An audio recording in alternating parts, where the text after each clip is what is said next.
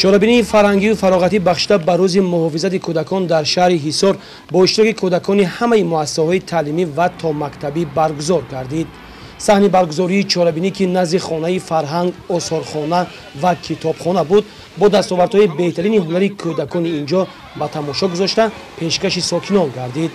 роҳбарат ва дигар намояндагони мақомоти маҳаллӣ аз ҳунари дастoni моҳири дустуриякон дидан намуда ба истеъдоди онҳо баҳои баланд доданд. барномаи рангини омоданамудаи тарбиятгирандагон ки ҳамагӣ иборат аз шеъру таронаҳои пур аз меҳру садоқат ба ватан буд, манзури ҳозирин гардонда шуд.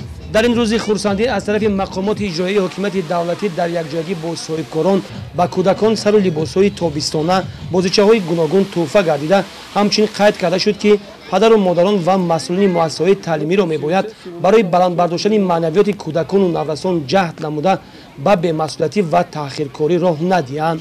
набояд фаромӯш созем ки пойдевор ё худ таҳкурсии асосии таълиму тарбия маҳз дар оила ва кӯдакистон гузошта мешавад. аз симои зебову пурхандаи ҳар як кӯдак маълум мегардид ки дар ҳақиқат имрӯз онҳо бо шукронаи тинҷиву осудагӣ ва ваҳдату истиқлолият дар тоҷикистони озоду ором зиндагӣ доранд ва хурсандӣ мекунанд.